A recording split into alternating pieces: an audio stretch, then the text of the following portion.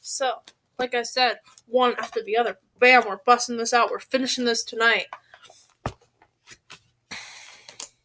We're nearly done. This won't even be that long. I don't know if it was worth it to cut off that other episode to do this. But, we gotta. Oh my god, I can't see out of one of my eyes. Oh my god. We're good. Jinxie, don't yell at me, please. Anyway. Chapter 26. I stood at the bridge for a long time, staring into the water.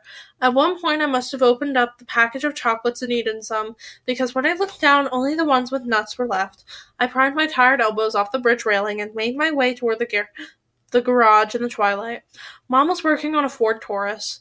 Looked like a water pump problem. I laid the flowers on the air compressor next to the car as I walked past. Hi, Quentin. She looked at the flowers. Are these for me? No, I said as I pulled 2 microwavable pizzas out of the freezer. I stuck them both in the microwave, one on top of the other. I walked by again and laid the half-eaten chocolates next to the flowers. Neither are these. But you can have them, too. She looked at them, then at me. These aren't European, are they? I didn't answer. I walked to the garage bay door and stared out into the evening. Well, at least you left me with the nuts. At least you left me the nuts. Bah! Be mature! Ugh, I hate that I wasn't mature. Do as I say, not as I do. Okay? Beep bop bitty bop bop. She wouldn't say anything else. She never did. She never pried. When the pizzas were done, I sat down and waited for her to slide into the chair across from me. Your turn, she said. I took a bite of pizza. The cheese burned my mouth, but I kept chewing. The crust was thin and floppy. Breaking up, I said quietly. Mom nodded, unfazed. All right, you want to start? Apparently I did, because before I knew it, my whole story came out. I started with Marcus McFarlane at his house and how the Heartbreak Messenger name appeared from nowhere and just stuck to me. I told her the truth about the bathroom sink my face ran into. I told her about wanting to help out with the rent, about goats and the girl and the sweet Mustang, about digging with Rob through the stacks of scrap. She found the dead rat and the dog poop incredibly funny. I told her about all the messages in between. I even told her about Abby, about how he'd ruined her life and how she'd probably never speak to me again. I told her about everything, except for Gunner's knife and the note from Marcus. Some things you just don't tell your mom. That is something you tell your mom! No! That is the dumbest thing! Oh, hey, Mom, I have this business where I'm breaking up with a lot of people, and I got punched in the face once, but I'm not going to tell you about the guy that has a knife and threatened me in a parking lot, because that's not relevant. Gee! I am so tired. I want to say the F word.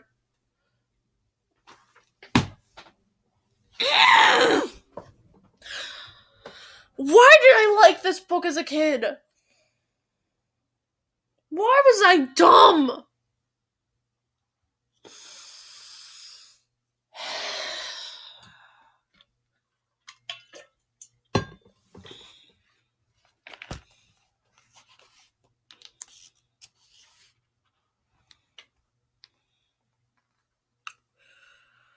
Well, she said after she'd finished her pizza and I'd barely touched mine. Sounds like you've been busy. And it sounds like you've been making bank. You've really been doing this just to help out with the rent? I nodded, and then stopped myself, knowing I couldn't lie to my mom. Not tonight, at least. Well, I've been telling myself that over and over, and I do want to help with the rent. But to be honest, I probably would have done it even if I hadn't overheard your phone call. People respect the Heartbreak Messenger. He has power. I guess I've kind of liked that. Mom studied my face with a quiet smile. I'm glad I wasn't the only motivation behind it. I hate to tell you, Quentin. Well, No, I'm happy to tell you. We don't have rent problems. I make enough here at Mix, and that isn't going to change anytime soon. The events of the day were suddenly put on pause as I tried to understand her words. But I heard you heard part of a conversation I had with your Uncle Ethan. She glanced over her shoulder. I've been kicking around the idea of opening up my own garage. Starting my own business. I dragged Ethan into it just to get a second opinion, but the bottom line is that I'd never be able to get a loan big enough.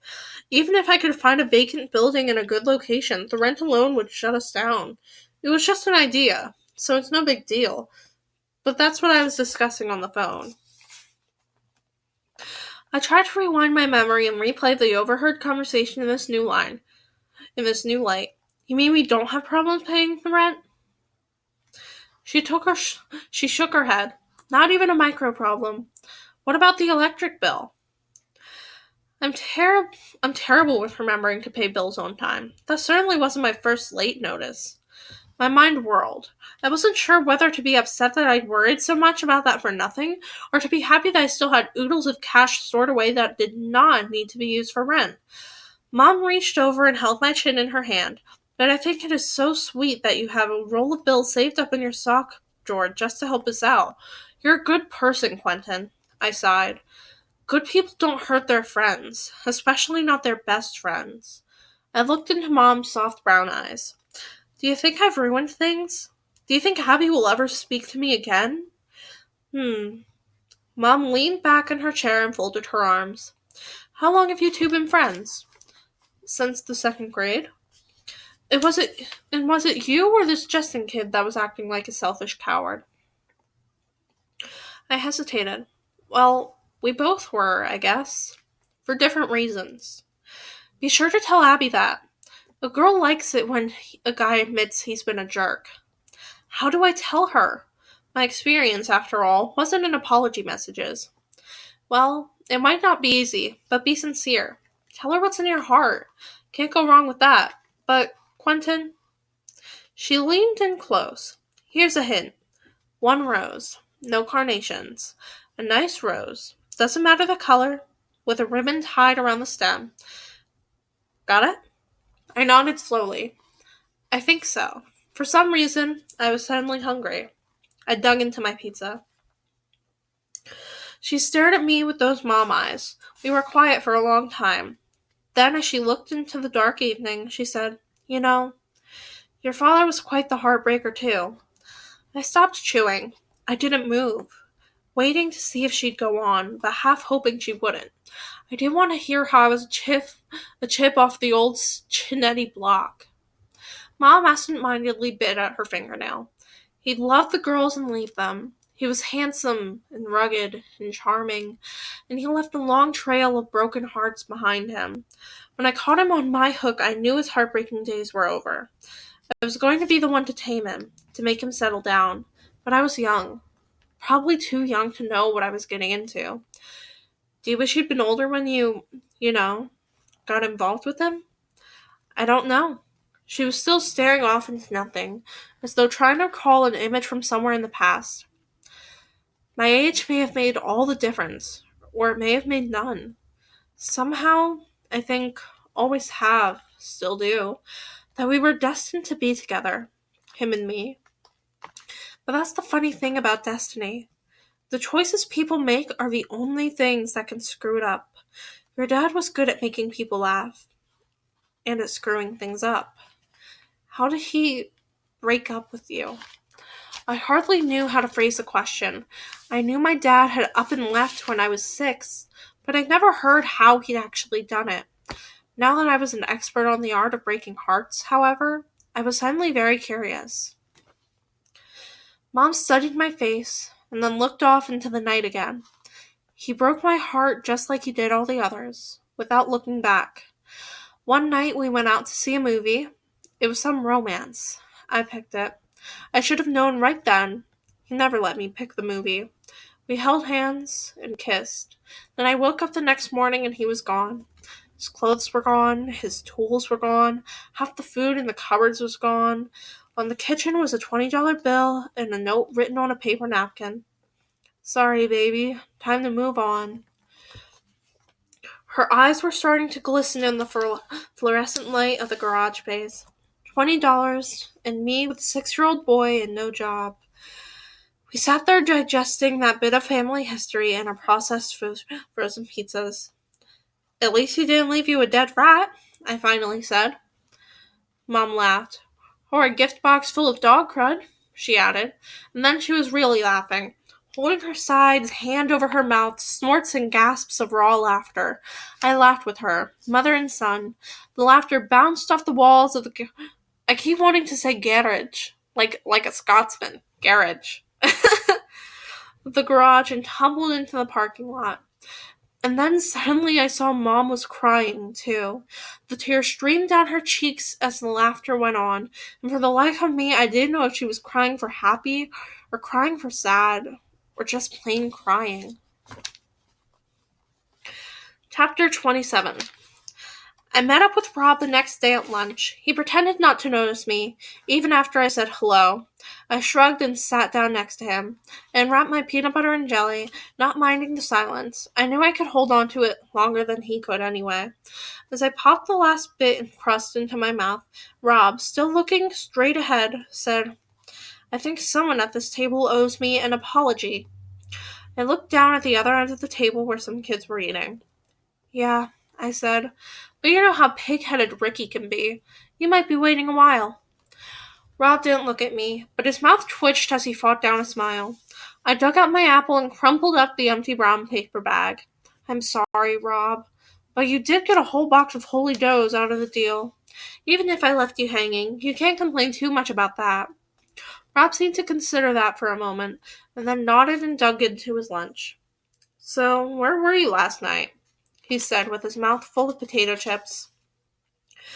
Busy with some things. What kind of things? Just things.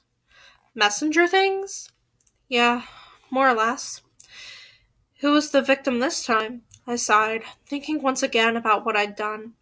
I don't want to talk about it. Oh, come on, give me a hint. Something I can guess at.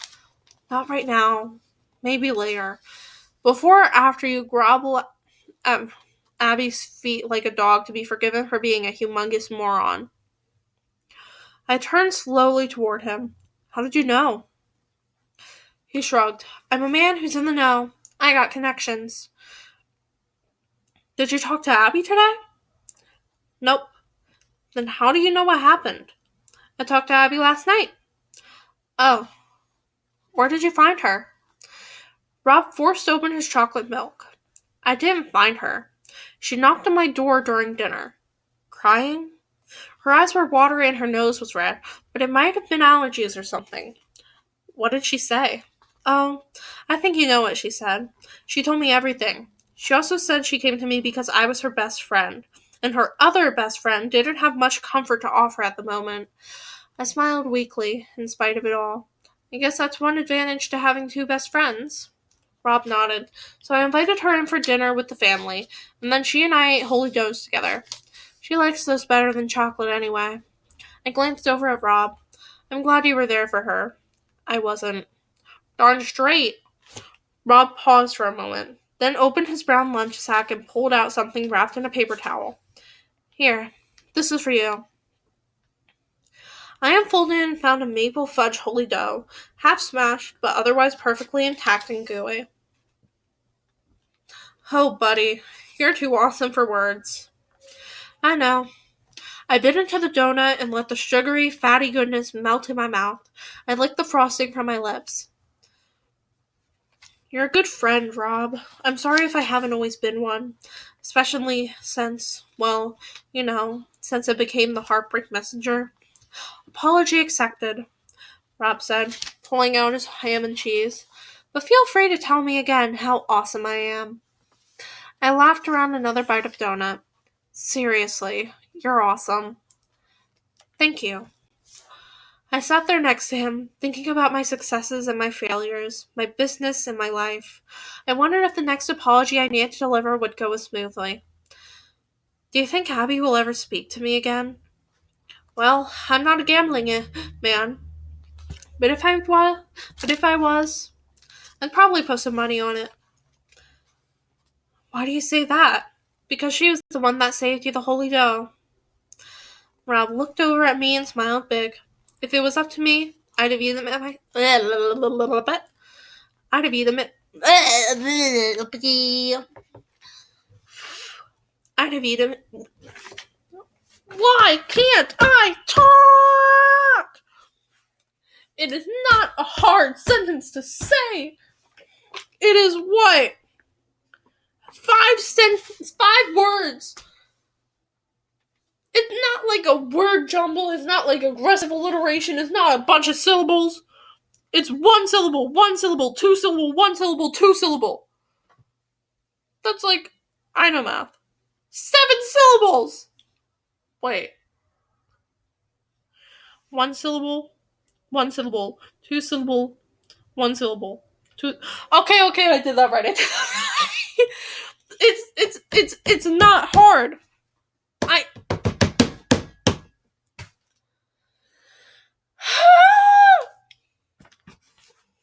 If it was up to me, I'd have eaten it. It is just this half of the sentence. It is just...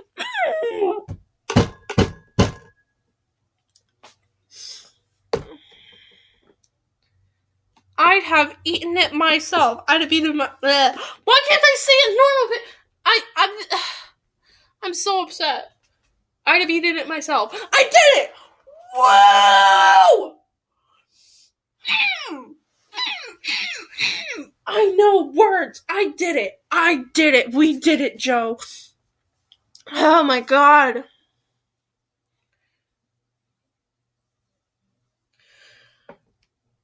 That was so much more difficult than it should have been. That was upsetting. Chapter 28. I left our apartment early the next morning, wanting to be at the front door of Pretty Bouquets right when they opened at 10 o'clock. There were hearts to fix and a friendship to patch and a schedule to keep. There was also still some thinking to do. I rode my bike along a meandering road on the far west side of town. A dusty cloud trailed in my wake. I swerved in and out, making patterns in the dirt. I passed the bus barn where the yellow school buses were lined up in a neat row, resting for the weekend. Up ahead, warehouses and self-storage complexes sat back in the trees on the left, while the small stream ran through a gully on the right. Eventually, the road would go past the backside of Lincoln Hill Park and led out near the flower shop. The long route gave me time to think. I'd rehearsed about 20 different speeches for Abby in front of the bathroom mirror, but none of them seemed right. Apologies are never easy, I guess, and apparently the bigger the bonehead you've been, the more they hurt coming up. Mom had told me to say what was in my heart. There was plenty in there, assuming I can get it all out. To be completely honest, the biggest problem was trying to figure out my own feelings. Everything just seemed so complicated. Abby, me, Justin, friend, buddy, best friend, girlfriend. A few weeks ago, I thought I knew what all of those words meant. Then somehow everything had become muddled and twisted and blurred. Part of me wished that things could get back to normal. Uncomplicated. But at the same time, I wasn't so sure that's what I wanted at all. Maybe it wasn't that I needed a Rosetta Stone for girls. Maybe I needed one to figure out myself. Engine noise rumbled into my thoughts. At first I thought it was one of the school buses out for a weekend spin. No! Dang it! But it was the wrong kind of rumble. It was smaller, vaguely familiar, and it pushed needles of fear into my skin. 10 yards ahead, a motorcycle pulled out from one of the side roads that led into the complex of warehouses. The rider wore a white t-shirt and a black leather jacket. He looked up the road, ready to make a left turn in the direction I was headed. Then he glanced my way. Gunnar peered over the top of his sunglasses and smiled.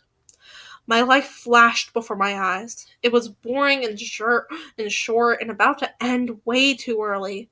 But the thought that rose above all others was, why today?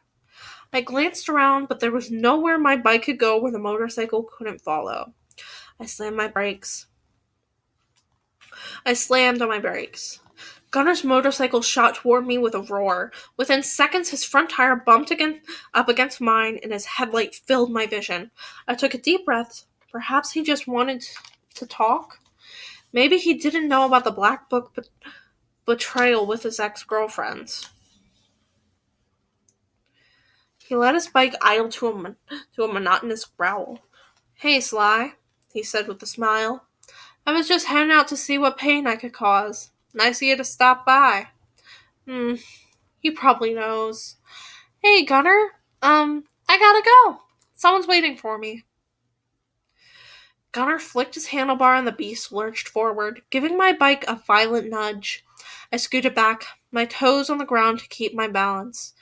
Gunner kept rolling forward as I tried to increase the gap between our tires. "You know," he said over the noise of the Kawasaki, "my life has really sucked lately. It took some time, Sly, but I finally figured out what to blame it on." I glanced behind me. Rotten luck? Nope. Some kid I hired to do a simple job. Turns out he had a death wish. I tightened my grip on the handlebars and tried to keep my voice steady. "Listen, Gunner, I did what you asked. I broke up with the girls and didn't tell them about each other." There was now several feet between our tires. "Nice try, Sly. But I want my money back, and I'll take it. Right after I slammed my pedals forward with everything I had. I swerved hard, scraping past the beast and ducking as Gunner's hand shot out to grab me. I heard him curse, and then the engine roared to life like a war machine. My mind raced. I couldn't outpace Gunner when he was sitting on 120 horsepower. There was no chance of a cop car passing by out here, and natural disasters never strike when and where you need them. My only hope was to hold out until I reached some public place where Gunner couldn't beat me to death without witnesses. The air vibrated as the motorcycle pulled up alongside me. Gunner smiled his jungle cat grin and as his hair danced around his face.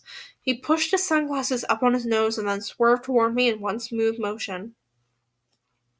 I frantically pulled my handlebars to the right and then yanked back, inches away from slipping into the gully on the side of the road.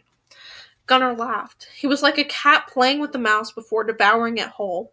He edged his motorcycle closer as I pedaled on the stony lip of the gully. I glanced down to see a thin line of water trickling at the bottom. The gully was less than 2 yards across, but it was shoulder deep with steep walls. If I fell, I probably wouldn't break anything, but the only escape would be through Gunner's fist. Something smacked the backside of my head. I looked over in time to see Gunner reach over and slap my head again. "What's the matter, Sly?" he shouted. "I thought the Heartbreaker wanted to play tough with Gunner. Well, you ain't seen nothing yet." 20 yards ahead the road pulled to the left. My heart sank. I knew what Gunner was going to do. He would crowd me out as we came around that curve, and I'd go crashing into the gully. My body urged me to hit the brakes, to turn around and try to find help in the warehouses half a mile back, but it was Saturday. No one would be there. We were almost at the curve. Gunner saw my wide eyes, my look of panic. He laughed. I was ready to slam on the brakes when I saw a large round stone in my path just where the gully wall plunged downward, and the curve in the road pulled to the left. Knowing that broken limbs were probably a sure thing at that point, I poured on that last bit of speed my legs could give me. My front tire hit the smooth side of the stone, which was slanted just enough to give me the lift I needed. I flew into the air over the gully. I had the speed. I had the height. I had the momentum. I felt like throwing my arms into the air and shouting, "Free at last!" I'd taken enough bike jumps to know how to position my legs, grip the handlebars, and keep everything steady on impact. Not that I was ever very good at it. As my rear tire crashed into the ground on the other side of the gully, my angle was all wrong. The bike slipped out from under me and sent me tumbling into the trees. I scrambled to my feet, feeling every scrape and bruise along my body. Nothing seemed to be broken, which almost made me smile. Down the dirt road, Gunner was turning around as quickly as he could. I grabbed the handlebars of my bike, but saw that the back rim looked like a wavy letter D with whiskers made out of spokes.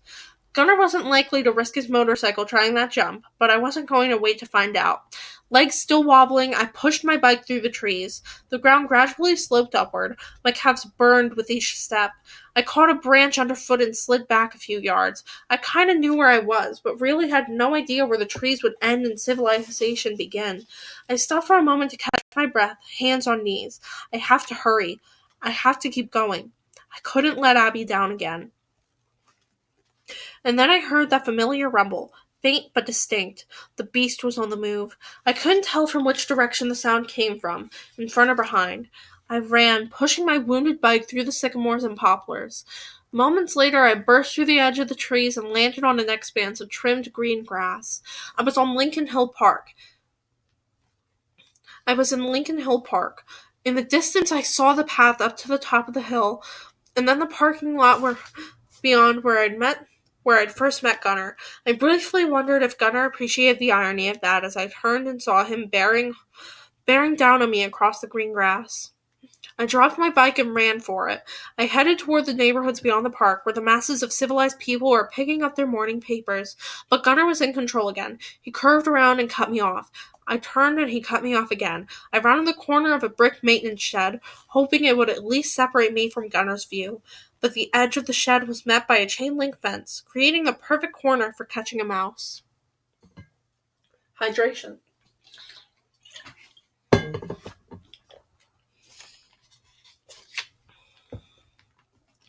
Gunnar parked his motorcycle in front of me and slid off with a swagger. My legs were jello and my lungs were burning. Trapped between wall and fence, I knew if I ran I wouldn't make it 10 feet before he tackled me. I stood as straight as I could and stared at my pitiful reflection in his sunglasses. He pulled off his black leather jacket and draped it across the seat of the beast. He slid the shades from his face to reveal steely eyes that focused on me like machine gun sights.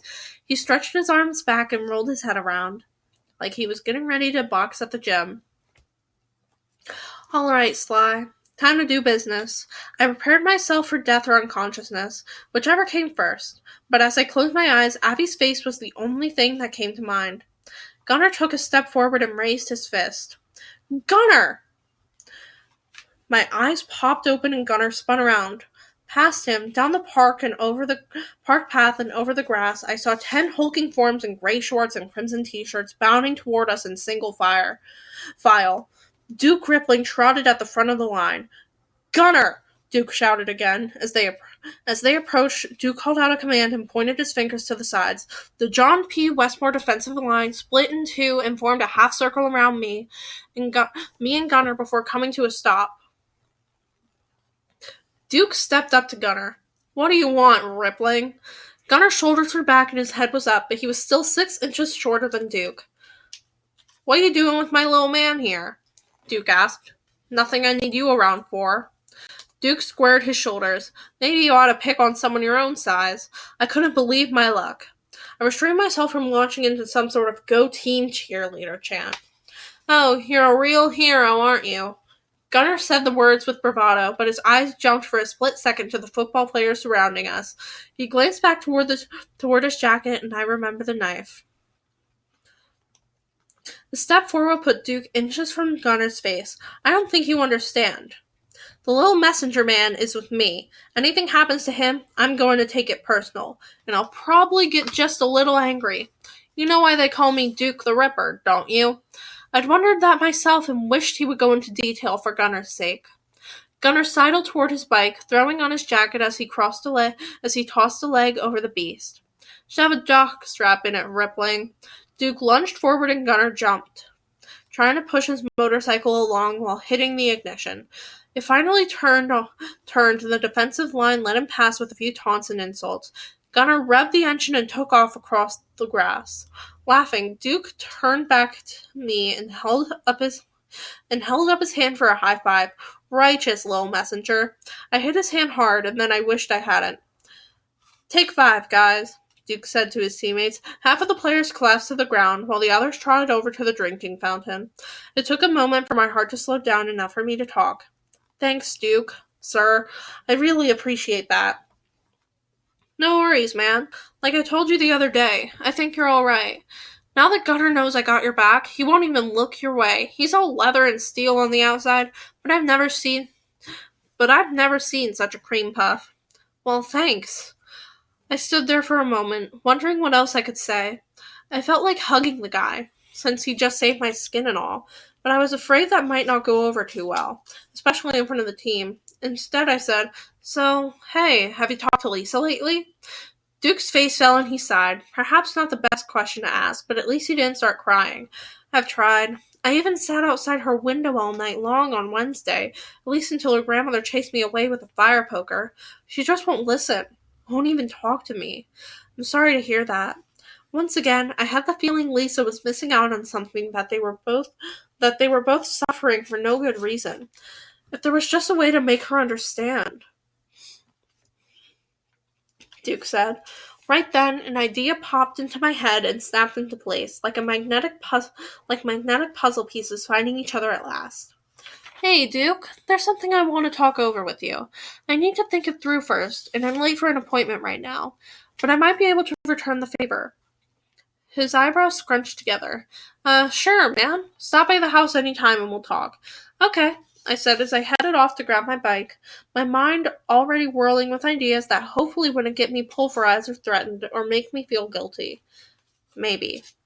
And thanks again. Chapter 29. I think this might be the last chapter. Yes, it is. We're almost there. We've almost done it. God.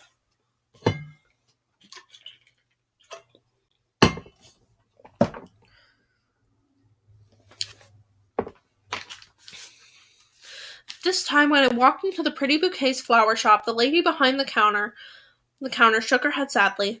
"I'm sorry, dear, but there was a funeral this morning. I'm all out of carnations." "That's okay. I'm actually here for something different." That made her eyebrows lift just a little. "I need a rose. A really nice rose. It's for a friend. She's a girl. She's just a friend. My best friend, really. But, maybe later on down the road. Anyway, I need to apologize. I need to let her know I'm still here for her. As a friend." The woman gave... That was the... Sorry. Off topic. The woman gave a nod of satisfaction. "Now that's something I can help you with." She turned behind and opened a glass door. The cold air flooded into the small store. She gestured to a collection of roses on the far right-hand side. "Now, a short-stemmed rose is something you want to avoid. It's what one gives his mother on Mother's Day, and they're usually cheap enough to buy at the grocery store, which is always a faux pas." A faux what? But the lady was deep into her floral consultation. "No, what you need is a long-stemmed rose. These are usually fuller and larger than an average short-stemmed and often last longer once they bloom. This allows the recipient more time to think about your kindness and devotion." She moved over to the large buckets of roses on the left. "Always select a rose with a number of leaves still attached, as this suggests authenticity. As for color, in your situation, you may want to avoid red, since it tends to be indicative of romantic love. But a yellow rose is a sign of friendship, a white rose a sign of peace." She moved toward the display of long-stemmed roses and carefully pulled one out. "In your particular situation, I have a good feeling about this one here." The rose was a deep lavender with darker purple peeking out at the edges of the petals just starting to open up. Even to me it looked pretty cool. "Can I get it plain like that, with a ribbon tied around the stem?" She cocked her head to one side. A very refined choice. "But don't you want to know how much it costs first?" "No. I'll take it." Okay, now we need to know flower symbolism. Lavender rose. Lavender rose meaning. Love at first sight?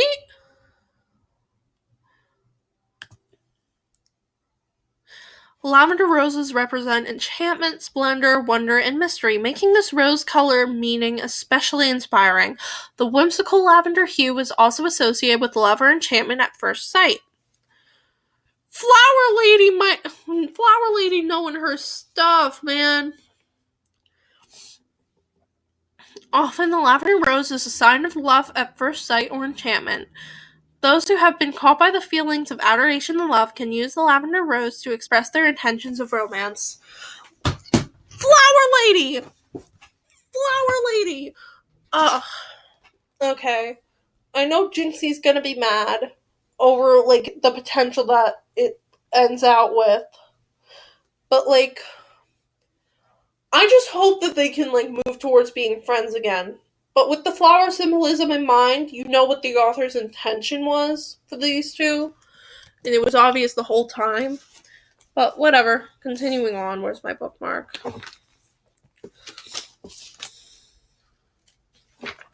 Chapter 30. I know I said chapter 29 was the last chapter, but that was a really short chapter. And I know short chapters. Chapters are normally not 2 pages long. I arrived at Mick's when the sun was just high enough to cast shadows over the picnic table. Abby sat there with Rob just as he had promised me she would. As I headed through the parking lot, I glanced over the garage where Mom was working on a Dodge Neon. Spark plugs. She saw the rose in my hand and gave me a quick wink. I stopped just short of the picnic table. Abby studied a page in her spiral notebook, a pencil in her hand. She didn't look at me. A 5-gallon bucket of walnuts was on the ground next to Rob, a Tupperware on the table, and a metal nutcracker in his hand. He raised the nutcracker in greeting. Hey, Quentin. He nodded toward Abby and gave me a thumbs up. Thanks, Rob, I said.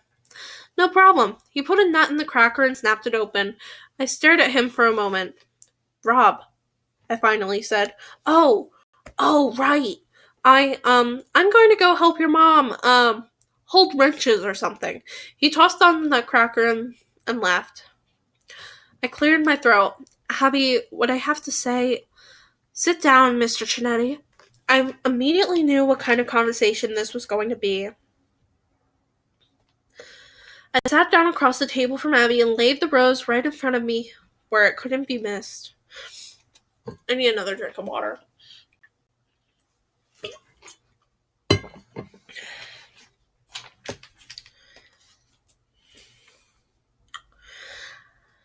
I have 3 questions for you, Abby wrote in her notebook as she spoke. If you can answer those 3 questions honestly, then there's a good chance I can find it in my heart to forgive you. Oh boy, here we go. She looked up and locked eyes with me, then raised her left index finger.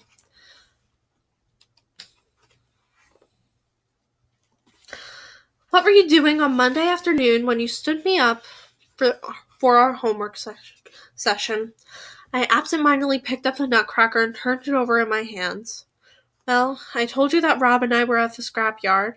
We're out of the scrapyard. Abby's eyes narrowed, and I knew this was no time to fool around. I grabbed a walnut. I was there doing a Heartbreak Messenger job. Crack.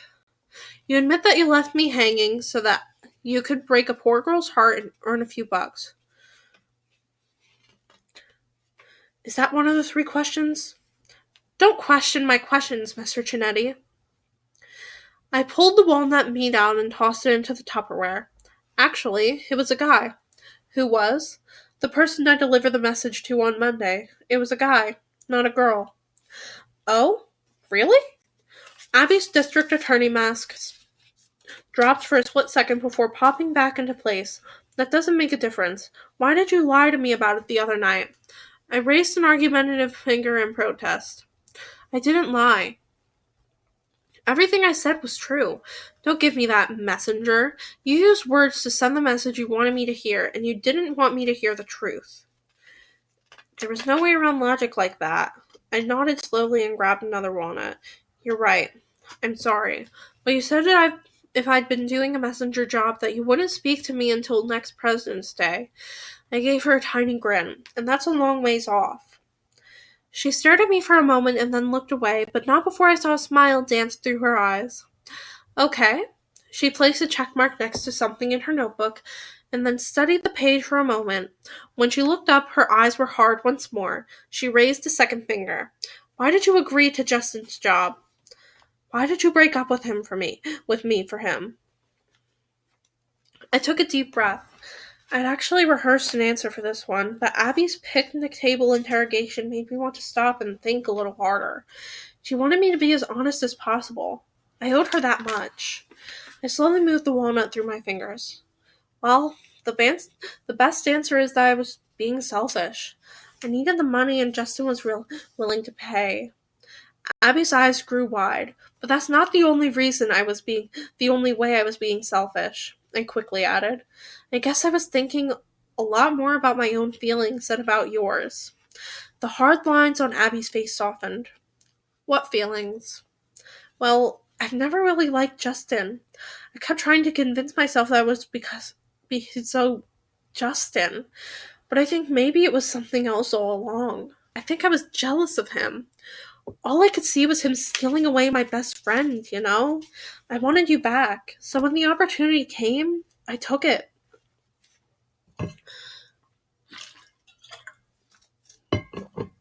I loaded the metal cracker with another walnut.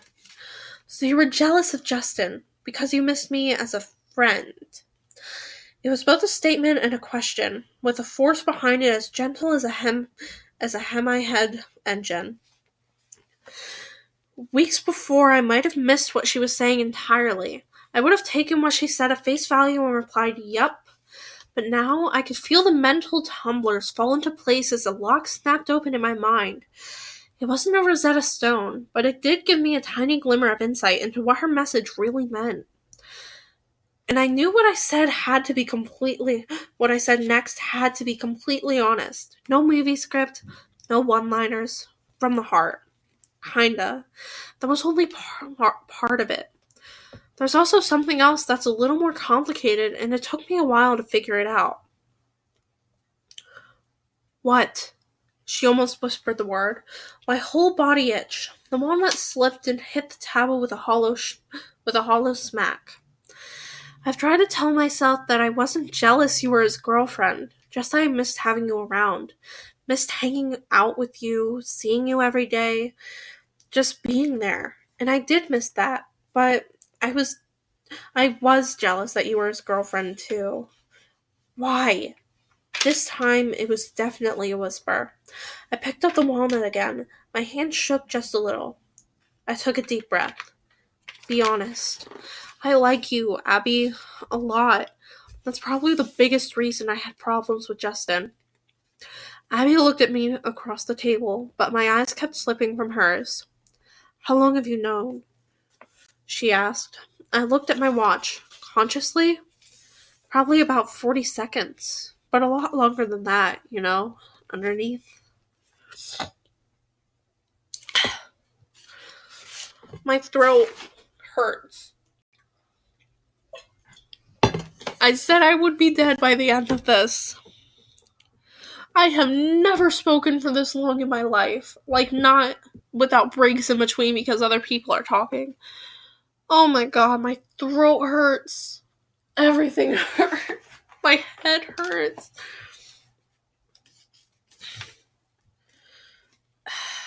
I risked a glance her way. She seemed to be holding back a smile. No, a whole river of smiles. The dimple on her left cheek was getting deeper. I plunged ahead. But, Abby, the problem is, well, I don't think I'm ready to do anything about it. Abby's eyebrows furrowed, bringing a dam down in front of the river. What do you mean? How can you like somebody a lot and not be ready to do anything about it? Mostly, I guess, I feel like I'm too young to have a girlfriend. Too young? Quentin, we're 13 years old. In a few years, we'll be practically almost adults. What's too young about that? Just what you said. Someday we'll be adults. But not right now. Right now, we're kids. Kids hang out and have fun. And that's what I want to do. I feel like if we start dating now, it'll just be another game. Are you saying my feelings are just part of a game? Abby raised her voice. This was not going according to plan. Heck, I had lost track of any plan a few miles back. No, Abby, that's not what I'm saying. I mean, well, what do you want a boyfriend for? She paused for a moment. I don't just want a boyfriend. I want to be with someone because I like them, I guess. She looked hard into my eyes. But it's not a game. It's serious. When you, Justin, whoever, broke up with me, it hurt. a lot, and that was real. I stared back, trying to understand the storm of feelings inside of me and explain them at the same time. It was like reading a newspaper caught in a whirlwind. You're right. It was real. And it is serious. I didn't see that when I started doing the Heartbreak Messenger thing. I watched a lot of people who thought that love was about class rings or about little black books or being seen by everyone or getting what they wanted. But that's not what love's about. It's not a game. If you treat it that way, people get hurt, and I choked up. Something catching in my throat that I had to cough past. You shouldn't fool around with love, you know? It's a commitment. To be together in something permanent. To take care of each other and stick together, no matter what. My eyes were watering for no logical reason, except perhaps that I had delivered a message so meaningful to me that it hovered just outside of my ability to understand, but not my ability to feel. And I don't know about you, I said as I wiped my eyes, but I'm not ready for that much responsibility yet. If I had just been sitting in front of a girl that I liked a lot, then I probably would have felt like a complete dweeb. But as it was, I sat in front of my best friend. Abby dropped her counting hand and placed it on top of mine, sending a comforting, static warmth through my body. How old were you when your dad left? She asked. Her eyes were softer now. 5? 6. Do you think he left your mom? I glanced briefly over toward the garage bay and sniffled. Maybe in his own way, but for him, it was a game. Abby nodded. We both knew she was right, and that I was right, too. Somehow we were both right together. After forever, she lifted her hand from mine and picked up the nutcracker and a walnut. You know, after Rob and I ate too many holy doughs the other night, I went over to Justin's house to force him to talk to me. Seriously? Does that really surprise you? I shook my head. No, I guess not. Lester Banks probably didn't expect to see you, though. He doesn't know you like I do. No, I don't think he did. I think he expected me to just take a message and be done with it. But I wanted to hear him say it. I wanted him to treat me with the respect I deserve, I guess. So I asked him 3 questions. And, crack, he couldn't answer them honestly. Oh, what a punk. Abby giggled. Yeah, what a punk. She picked the meat out of the shell and tossed it into the Tupperware. So, I said, you only asked me 2 questions. Is there another? She shook her head. No, you already answered it. Hey, Abby, I said. Yeah? I picked up the rose and handed it to her across the table. Is it alright if I ask you out sometime? Like, maybe when I'm 16? 16? Sheesh, Quentin, we'll be ancient by then. How about 15? 15 and a half. Deal. She brought the rose up to her face. Really? Oh, I'll be around, she said with a smile, but that doesn't mean you won't have to chase me. She hopped up and headed toward the garage. Hey, Rob and I are riding bikes out to the river. You coming? Of course, I said as I caught up to her. Or, how about we hike the trails instead? My bike had a minor fender bender. Okay. By the way, there's something else I meant to tell you. Abby gave me a worried look. What? I'm not sure I can handle many more of your messages this week. Just that I'm done being the Heartbreak Messenger. I'm giving it up. Really? About time. Yeah, I know when to call it quits. I smiled to myself. The Heartbreak Messenger had retired, but that just meant I'd have more time for other business plans. Besides, I've got something even better in mind. And we're finally done with this horrid excuse for a novel.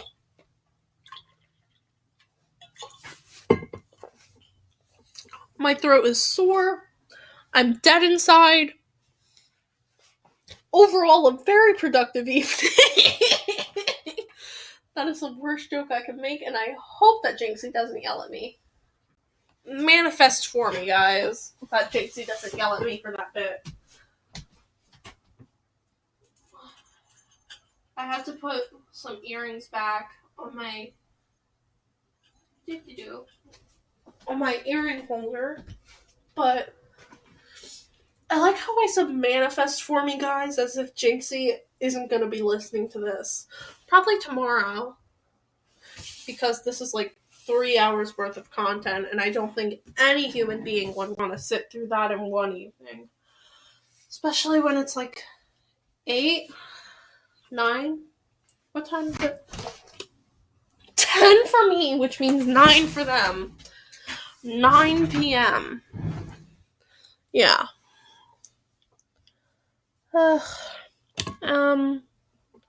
Thanks for listening. I'm not going to try and extend this any more than I have to. Thanks for listening. Vibe with you next time with our next book, which I'll set on my desk with the bookmark now so I don't forget about it later. Because one of my friends helped me pick it out from my book options that I have on my shelf. But thanks for tuning in. Vibe with you next time when we start our new book, which I already said that. Bye-bye!